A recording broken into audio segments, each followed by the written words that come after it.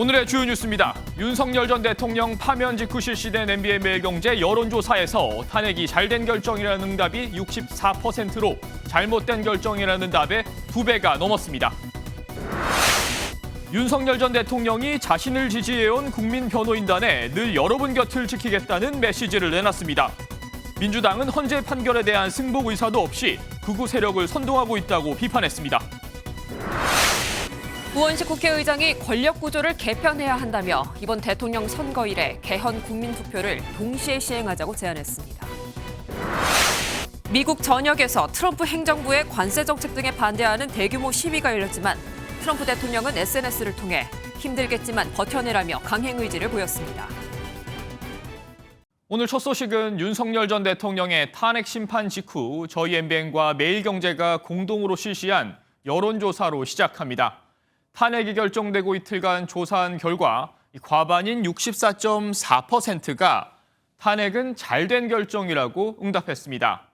지역과 나이에 관계없이 탄핵을 긍정적으로 평가한 응답자가 더 많았고 캐스팅 보트 역할을 하는 강원과 제주, 충청 등에서도 탄핵 결정을 긍정적으로 본다는 응답이 더 높게 나왔습니다. 첫 소식 홍지호 기자가 보도합니다. 전국 성인 남녀 1,008명에게 윤석열 전 대통령의 파면 결정에 대한 생각을 물었습니다.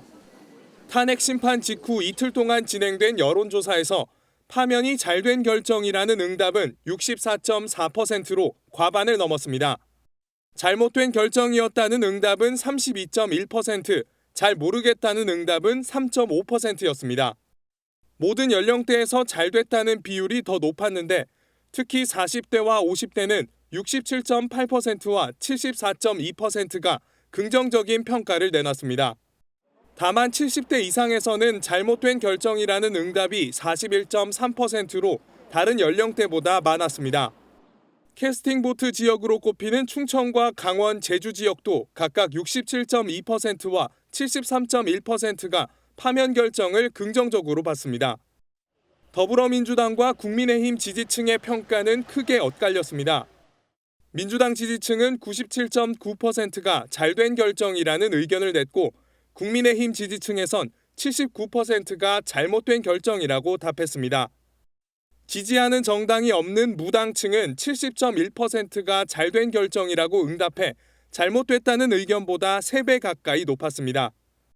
극한 탄핵 찬반에도 불구하고 일단 국민 전체로 봐서는 판결을 수용하는 방향으로 가고 있습니다. 중도층에서도 탄핵 심판을 긍정적으로 평가한다는 의견이 많이 나온 만큼 대선 국면에서 어떤 결과로 이어질지 관심이 모아집니다. MBN 뉴스 홍지호입니다. 대통령이 파면되며 이제 관심은 자연스럽게 조기 대선에 쏠리고 있는데요. MBN과 매일경제는 차기 주자로 꼽히는 사람들의 지지율도 조사했습니다. 민주당의 강력한 주자인 이재명 대표, 국민의힘 주자들과의 가상양자 대결에서 모두 오차 범위 밖 우세를 기록했습니다. 이 소식은 김세희 기자가 전합니다. 이재명 더불어민주당 대표와 국민의힘 대선 주자로 점쳐지는 4명을 각각 놓고 누구를 더 지지하는지 물었습니다. 이재명 대표가 4명과의 양자 가상 대결에서 모두 우세했고 과반을 차지했습니다.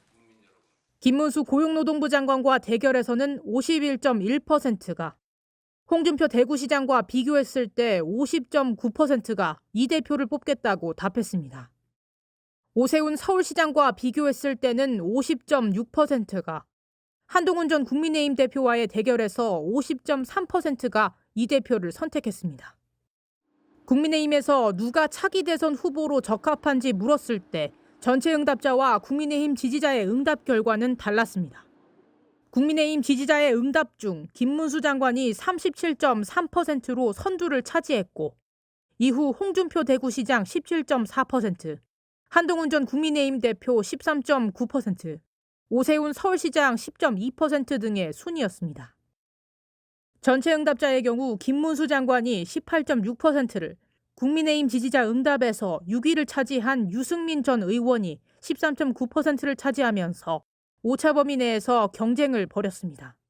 하지만 적합한 후보가 없다는 답변이 28.7%를 차지해 두 사람의 지지율보다 높아 눈길을 끌었습니다. MBN 뉴스 김세희입니다.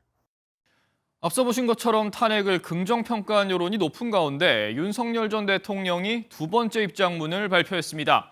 이번에도 승복에 대한 언급은 없었는데요. 오늘의 현실이 힘들어도 결코 좌절하지 말라거나 늘 여러분 곁을 지키겠다는 등 지지층 결집을 호소하는 듯한 내용이 주를 이뤘습니다. 현지우 기자가 보도합니다. 윤석열 전 대통령이 파면 이후 두 번째 입장문을 내놨습니다. 지지자 단체인 국민변호인단을 향해 자유와 주권 수호를 위해 싸운 여정은 대한민국의 위대한 역사로 기록될 것이라고 밝혔습니다. 지지자들의 단식과 삭발투쟁을 두고는 뜨거운 나라 사랑에 절로 눈물이 났다며 대통령직에서 내려왔지만 늘 여러분 곁을 지키겠다고 했습니다. 청년들을 향해서도 이 나라와 미래의 주인공은 바로 여러분이라며 오늘의 현실이 힘들어도 결코 좌절하지 말라라고 전했습니다. 570자 분량의 입장문은 지지자를 향한 감사와 격려에 대한 메시지가 대부분이었습니다. 입장문 어디에도 탄핵 심판 결과를 받아들이겠다는 승복에 대한 언급은 없었습니다. 앞서 탄핵 심판 과정에서도 승복 의사를 밝히지 않았던 윤 전 대통령. 지난주 금요일 파면 선고 직후 첫 번째 입장문에서도 기대에 부응하지 못해 안타깝고 죄송하다 짧게만 말했을 뿐 파면 결정을 받아들이겠다는 말은 없었습니다. 오히려 자신을 찾아온 정치인들에게 수고했다, 대선 승리를 기원한다는 말을 건넸습니다. 헌법재판소는 파면 선고를 하면서 국회의원을 끌어내라는 지시를 하지 않았다와 같은 윤 전 대통령 측 주장을 사실상 거의 모두 거짓이라고 결론 내렸습니다. MBN 뉴스 현주입니다.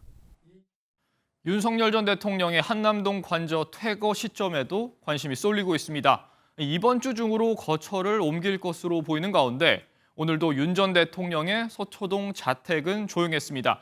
손성민 기자가 현장에 다녀왔습니다.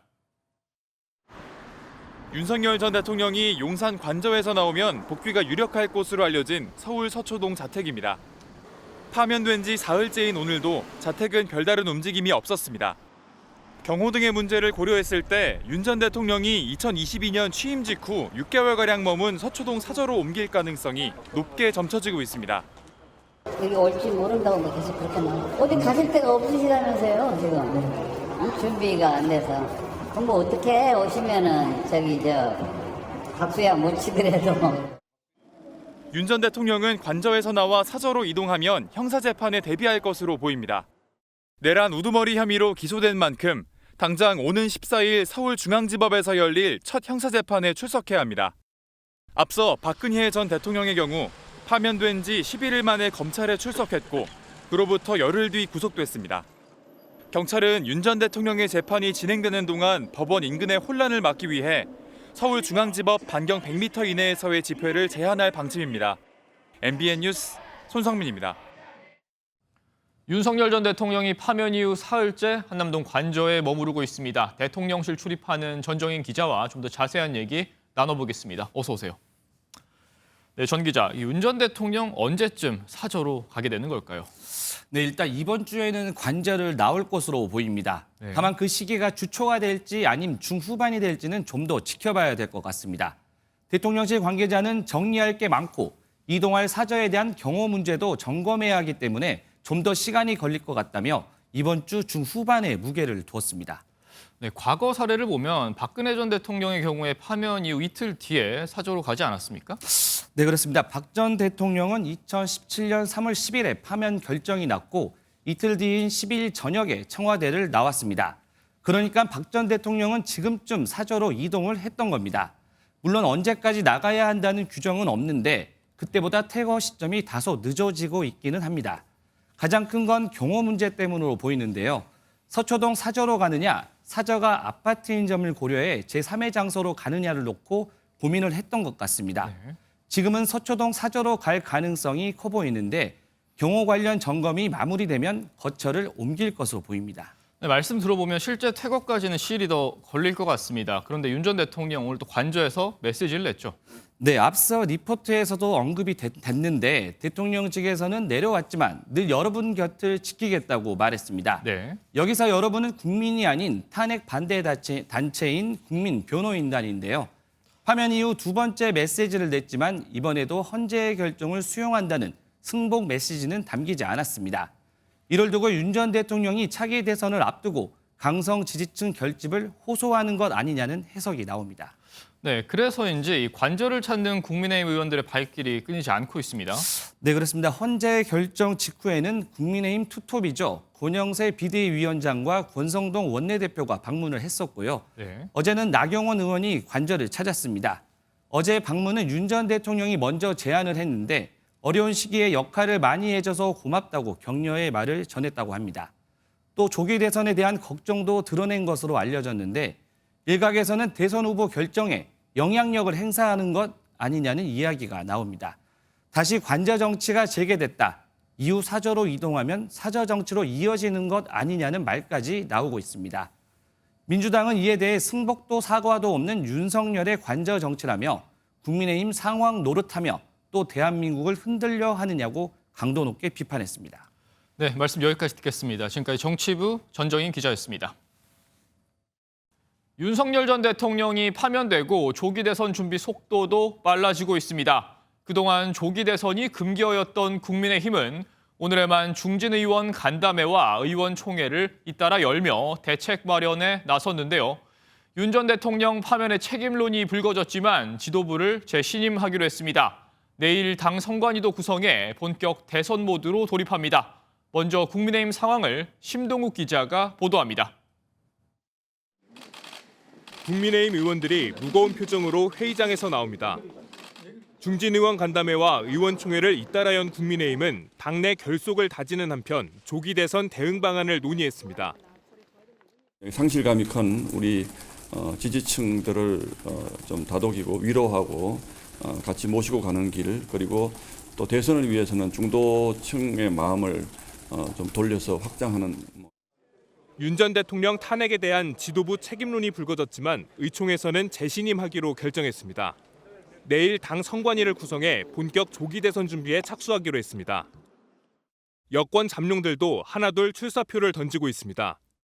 출마에 대해 말을 아끼던 안철수 의원은 취재진을 만나 대선 출마를 예고했습니다. 한다면 아마 이번 주 중반 정도 지금 광화문 생각하고 있습니다. 한동훈 전 국민의힘 대표는 SNS에 분열을 넘어 치유와 회복으로 가야 한다며 출마를 시사했고 오세훈 서울시장도 이번 주 출마 선언을 고려하고 있는 상황입니다. 홍준표 대구시장은 SNS에 마지막 꿈을 위해 상경한다며 출마 의사를 내비쳤고 이철우 경북지사도 출마를 긍정적으로 검토하고 있는 것으로 알려졌습니다. 김문수 고용노동부 장관 역시 대선 출마를 고심하고 있습니다. 개혁신당 대선 후보인 이준석 의원은 대구 경북 지역을 찾아 조부모 산소에 성묘를 마친 뒤 산불 피해를 입은 이재민들을 만나며 본격적인 대선 행보에 나섰습니다. 잠룡들이 하나둘 대선 출마 의지를 내비치며 본격적인 조기 대선 레이스가 시작되고 있습니다. MBN 뉴스 심동욱입니다. 국민의힘과 달리 더불어민주당은 대선 준비에 속도를 내고 있습니다. 이재명 대표는 이르면 이번 주 수요일 대표직에서 물러날 가능성이 큰 것으로 전해졌는데요.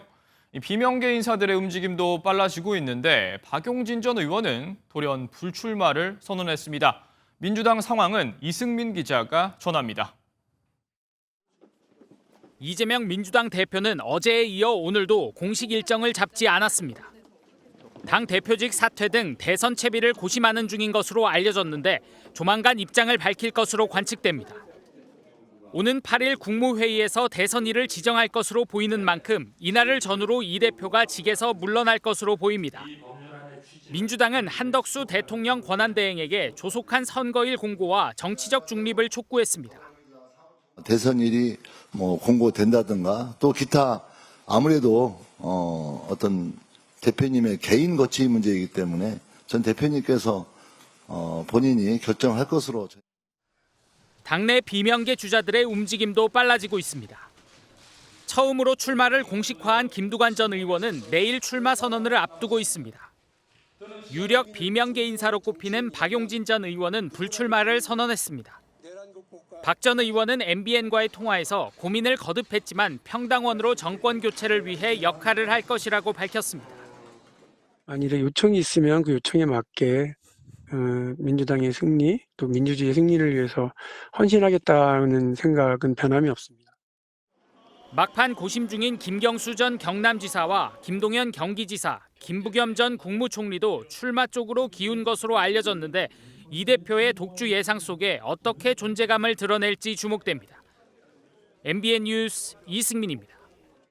이번 대선 정국이 87년 체제를 바꿀 적기라고 봤을까요? 우원식 국회의장이 조기 대선 이래 개헌 국민투표를 함께 시행하자고 제안했습니다. 이재명 대표와도 공감대가 있었다고 했지만 민주당 지도부에서는 반대 목소리가 나옵니다. 장가희 기자의 보도 먼저 보시고 뉴스 추적 이어가겠습니다. 우원식 국회의장이 대통령 선거 이래 개헌 국민투표를 동시에 시행하자고 제안했습니다. 승자 독식의 위험을 제거하고 국민 주권으로 가기 위해 권력을 분산하고 부족한 내용은 내년 지방선거와 함께 2차 개헌으로 추진할 수 있을 것입니다. 우 의장은 구체적인 개헌안에 대해서 말을 아꼈지만 4년 중임제에 대해 여야 정당들의 공감대가 가장 넓은 것 같다고 설명했습니다. 그러면서 각 정당의 개헌 투표를 위한 국민투표법 개정과 국회 헌법 개정특위 구성을 제안했습니다. 또 여야 지도부와 여러 차례 개헌에 대해 논의했다며 가장 유력한 대선 주자인 이재명 대표와도 소통이 있었다고 간접적으로 밝혔습니다. 실제 이재명 대표도 지난 대선 당시 4년 중임, 국무총리, 국회 추천제 등 개헌 구상을 밝힌 바 있습니다. 하지만 민주당 지도부에서는 개헌에 반대하는 목소리가 제기됐습니다. 국정운영 정상화 등 시급한 과제가 남아있는 상황에서 개헌 논의부터 하는 건 적절하지 않다는 겁니다. 또한 대선이 60일밖에 남지 않은 상황에서 졸속 개헌이라는 비판을 받을 수 있다며 여론의 수기가 필요하다는 우려도 나왔습니다. 그러나 일각에서는 이재명 대표도 개헌에 찬성했다는 전언이 나오는 가운데 이번 주 당대표직 사퇴와 함께 개헌과 관련한 입장을 낼지 관심이 모아집니다. MBN 뉴스 장가입니다. 국회에 출입하는 정치부 최돈희 기자와 개헌에 대한 얘기 좀 더 나눠보겠습니다. 어서 오세요. 네, 최 기자, 우원식 국회의장의 개헌에 대한 의지가 상당한 것 같습니다. 사실 우 의장은 취임 직후부터 개헌에 대해 강한 의지를 내비쳐왔습니다. 네. 20년이 다 되어갑니다. 논의는 축적되어 있습니다. 남은 것은 실제로 개헌을 하는 것입니다. 당시의 시기를 내년 지방선거로 잡았었는데 이번 대선 전에 해야 된다며 시기를 좀 서둘렀습니다. 방금 시기 말씀해 주셨는데 꼭 지금이어야 되는 이유가 있습니까?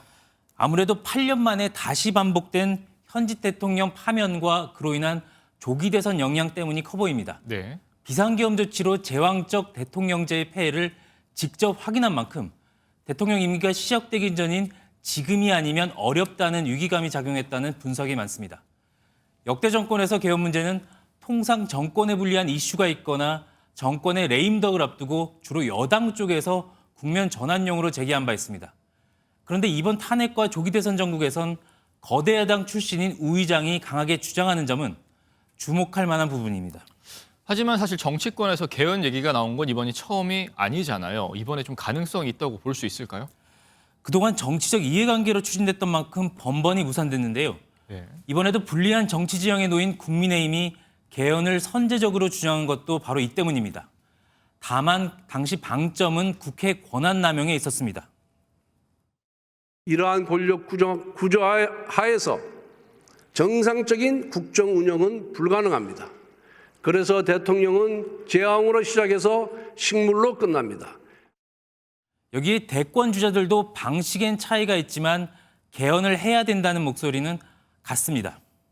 하지만 국회 다수당인 민주당의 개헌에 대한 입장은 다소 좀 다른 것 같습니다. 비명계에서도 일부 개헌을 주장하고는 있지만 국회 의석수나 당내 정치 지형을 고려해 보면 개헌의 논의의 키는 역시 이재명 대표가 쥐고 있습니다. 네. 하지만 이 대표는 개헌에 대한 직접적인 언급은 피하고 있습니다. 8년 전 박근혜 탄핵 정국 이후 벌어진 조기 대선에서 당시 유력 주자였던 문재인 후보가 보였던 입장과 크게 다르지 않은데요. 대선 국면에서 관심이 개헌으로 분산될 수 있고 자칫 전국 주도권을 잃을 수 있다는 정치적 계산도 깔려 있습니다. 네, 개헌이 이번 대선에서 변수가 될 수도 있겠네요. 네, 그렇습니다. 대세론, 일극체제 같은 극단의 평가를 받는 이재명 대표로선 권력 분산이 필요하다는 여론을 마냥 무시하기 쉽지 않기 때문입니다. 당내는 물론 국민의힘 주자들도 당장 개헌을 명분으로 압박 강도를 높이고 있습니다. 한쪽은 압박하고 다른 한쪽은 계속 거부한다면 반 이재명 구도의 개헌을 고리로 한 개헌연대로도 전선이 확대될 공산도 있습니다. 개헌 외에 이번 대선에서 또 다른 변수라면 좀 어떤 게 있을까요? 아직 유력 주자가 없는 국민의힘은 이를 반전의 기회로 삼겠다는 분위기입니다. 후보가 난립하는 가운데 치열한 경선 분위기를 본선으로 그대로 이어가겠다는 전략으로 보입니다. 광역단체장 출마가 이어지는 것도 이 같은 배경 때문이라는 분석이 많은데요. 다만 탄핵에 대한 극명한 입장과 자연인으로 돌아온 윤석열 전 대통령의 이른바 관저 정치는 국민의힘 대선 경선의 가장 큰 변수가 될 것으로 보입니다. 네, 오늘 말씀 잘 들었습니다. 지금까지 정치부 최돈희 기자였습니다.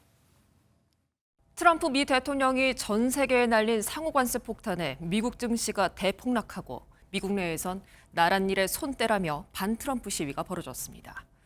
그런데도 트럼프 대통령은 관심이 없다는 듯이 골프를 즐기면서 버티면 된다, 이렇게 말했습니다. 김태희 기자입니다. 미국 뉴욕에서 궂은 날씨에도 수천 명의 시위대가 구호를 외치며 행진합니다.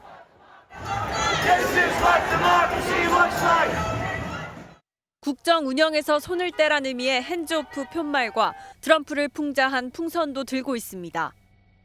LA, 워싱턴 DC, 시카고도 트럼프 행정부를 규탄하는 시민들로 가득 찼습니다.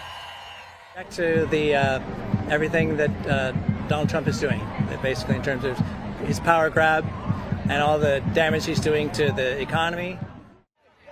인권단체와 노동조합, 성소수자 권익옹호단체 150여 곳이 참여한 트럼프 반대 시위가 미국 1,200여 곳에서 열렸습니다. 시민들은 최근 물가 상승을 초래한 트럼프 정부의 관세 드라이브와 연방 공무원의 대규모 구조조정 등에 분노했습니다. 시위대의 목소리에도 트럼프 대통령은 아랑곳하지 않고 주말 동안 골프를 즐겼습니다.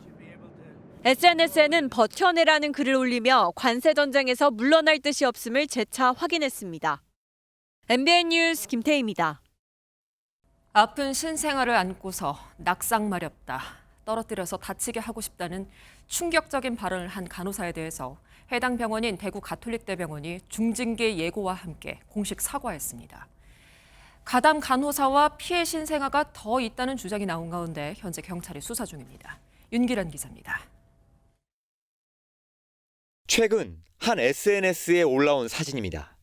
간호사에게 안긴 아기의 손이 보이는데 아이를 떨어뜨려 다치게 하고 싶다는 뜻의 낙상 마렵다라는 문구가 적혀 있습니다. 새벽 시간 아기를 위태롭게 무릎 위에 올려놓은 사진엔 분노 조절 장애가 올라올 것 같다고 적었습니다. 게시물을 올린 사람은 대구 가톨릭대병원 신생아 중환자실에서 일하는 간호사였습니다. 사진에 나온 아기는 호흡 등에 문제가 있어 태어난 지 7시간 만에 중환자실로 들어가 4일째 입원한 상태였습니다. 간호사와 병원장을 경찰에 고소한 아기의 아버지는 추가로 학대당한 아이가 최소 5명이고 가담한 간호사도 3명 더 있다고 주장했습니다. 논란이 일파만파 확산하자 대구 가톨릭대병원은 공식 사과 영상을 올리며 해당 간호사를 중징계 처분하겠다고 밝혔습니다. 부모님들과 국민 여러분께서 느끼셨을 충격과 상처를 깊이 이해하며 이를 해소하기 위해 최선의 노력을 다하겠습니다. 피해 아이의 아버지가 종합격투기 선수로 알려지면서 정찬성 씨 등 많은 전현직 선수들이 SNS를 통해 병원 측에 제대로 된 후속 조치를 호소하는 글도 잇따랐습니다. MBN 뉴스 윤기란입니다. 오늘 대구에서 산불이 났는데 이를 진화하던 헬기가 추락해 조종사가 숨졌습니다. 불과 열흘 전에 있었던 경북 의성에서 발생한 산불 헬기 추락 사고와 똑같은 사고가 또 발생한 겁니다. 김영현 기자입니다. 경찰 통제선 안에 형체를 알아볼 수 없을 만큼 부서진 헬기가 보입니다. 오늘 오후 3시 12분쯤 대구 북구 서병동에서 산불을 진화하던 헬기가 추락했습니다. 이 사고로 헬기에 혼자 타고 있던 70대 조종사가 숨졌습니다. 바로 머리 위에서 왔다 갔다 이게부터 가야 돼. 그게 뿌이고 막 그대로 제가 떨어져. 사고 헬기는 44년 된 노후 기종으로 동구청이 산불 진화용으로 임차해 활용해온 것으로 확인됐습니다. 산림당국은 1시간여 만에 산불을 진화했습니다. 연기에 휩싸인 창고 안으로 소방대원들이 물을 뿌립니다. 오늘 오후 1시 28분쯤 대전 문평동 대덕 산업단지 내 한 폐기물 처리장에서 불이 나 1시간 20분 만에 불길을 잡았습니다. 인명피해는 없었지만 공장 관계자 32명이 긴급 대피했습니다. 창고 안 산업 폐기물에도 불이 붙어 현재도 잔불 정리가 계속되고 있습니다. 대전의 한 도로에 경찰차가 지나갑니다. 자신이 사람을 죽이고 집에 가둬놨다는 신고가 접수된 겁니다. 현장에 도착한 경찰은 집안에서 시신을 확인한 뒤 60대 남성을 긴급 체포했습니다. 시신은 남성의 동갑내기 지인이었습니다. 이들은 교도소 출소 후 자립을 도와주는 갱생 보호기관에서 만나 알게 된 사이로 최근 2달 가까이 함께 생활해왔습니다. 그런데 그제 새벽 집안에서 다툼이 벌어져 남성이 지인에게 흉기를 휘둘렀습니다. 경찰 조사에서 남성은 지인이 날 무시해 살해했다고 진술했습니다. 술 한잔 먹고 들어가려고 하는데 안 열어주니까 쌈이 나가지고. 경찰은 남성에 대해 구속영장을 신청하는 한편 정확한 사망 원인을 확인하기 위해 국과수에 시신 부검을 의뢰할 방침입니다. MBN 뉴스 김영현입니다. 경기도 포천에서 공군 전투기 오폭 사고가 난 지 벌써 한 달이 됐습니다. 그 사이 현장 복구는 잘 되고 있었는지 저희 취재진이 확인해 보니까 민가는 파괴된 채 그대로였고 주민들의 불안감은 여전해 보였습니다. 장덕진 기자입니다. 주택 앞에 차단선이 설치되어 있고 깨진 창문도 그대로 방치되어 있습니다. 또 다른 집은 벽면이 심하게 파손돼 형체를 알아볼 수 없을 정도입니다. 민간인 40명이 다치고 건물 200여 동이 파손된 공군 전투기의 오폭 사고 이후 한 달이 됐지만 복구 작업은 지지부진합니다. 불편했던 게 잠자는 거지 밥 먹는 거 하고 밥은 못 해 먹으니까. 근데 요새는 다 동네에서 밥을 했죠. 거기서 먹고. 건물에 금이 가고 문이 떨어져 나갔지만 임시 조치로 버티며 사는 주민도 있습니다. 옥상에도 그냥 군데군데 균열이 가고 창고도 다 문짝이 다 떨어졌어. 그냥 그런 채로 지금 억지로 막아놓고만 있는 거지. 걱정돼 죽겠어 진짜. 인근에 군부대가 많다 보니 주민들은 비슷한 사고가 또 터질까 늘 불안한 모습입니다. 접경지인 포천에는 한국군 시설 5곳과 미군 시설 4곳 등 모두 9곳의 군 사격장이 있습니다. 사격장 면적을 모두 합하면 축구장 7,100여 개 규모에 이릅니다.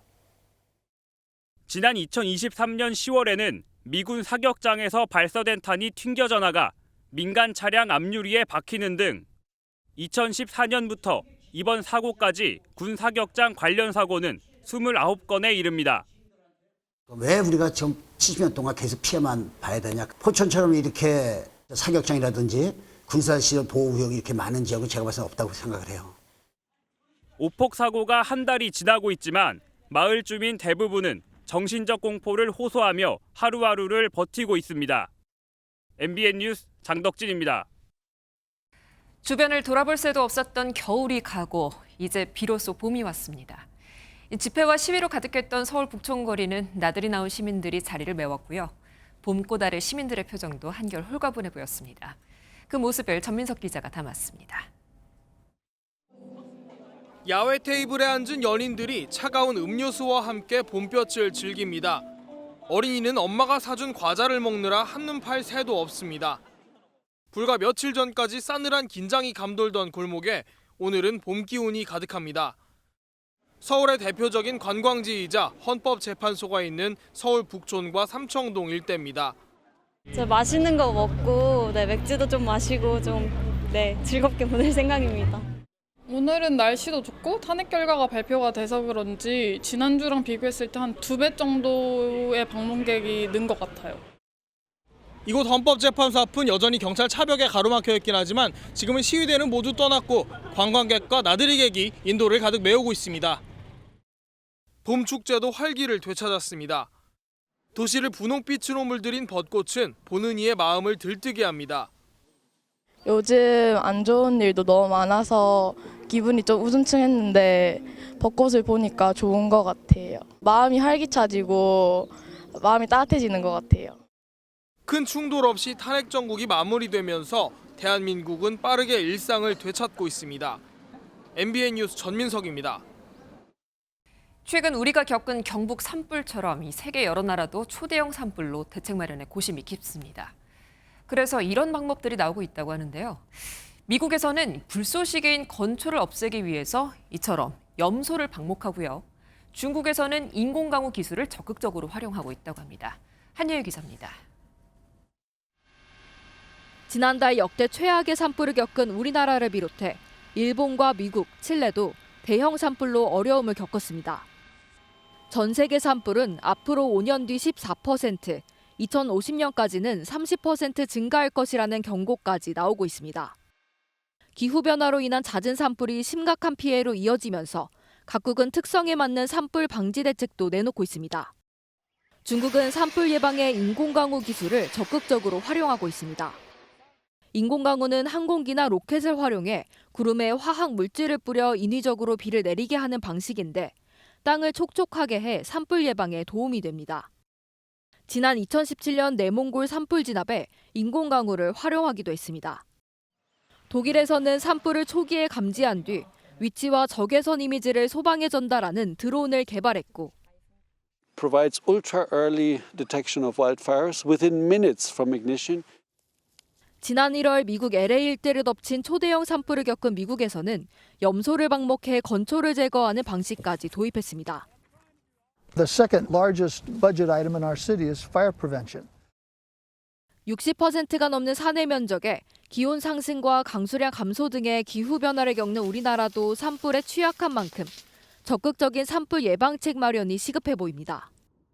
MBN 뉴스 한여입니다. 서울시가 토지거래 허가구역을 강남 3구와 용산구 전역으로 확대한 지 2주째. 시장을 들여다보니까 집값은 안 잡히고 거래가 잡혔습니다. 강남 3구와 용산구 아파트 거래 신고 건수가 단 9건에 그쳤습니다. 김경기 기자입니다. 서울 송파구의 이 아파트는 지난 2월 토지 거래 허가제에서 풀린 이후 40일간 40건이 넘는 매매 거래 신고가 접수됐습니다. 하지만 지난달 24일 다시 묶인 뒤론 한 건도 들어오지 않았습니다. 계약을 한 후 한 달 안에만 신고하면 되는 걸 감안해도 거래 자체가 크게 줄어든 겁니다. 외도가 안 된 분들이 일단은 집이 사람들이 보러 오기 시작하니까 알아보러 나오신 거고요. 매수자들도 거의 적어진 상황이니까. 이곳뿐만이 아닙니다. 송파구 전체로도 단 한 건에 그쳤고 강남 3구와 용산구를 모두 합쳐도 9건입니다. 제 뒤로 보이는 서초구나 용산구는 지난 2주간 아파트 거래 신고가 한 건도 들어오지 않았습니다. 갭 투자가 불가능해지면서 급한 매물이 회수돼 매도, 매수자 간 희망 가격 차가 벌어진 겁니다. 하지만 아파트 값은 여전히 상승세입니다.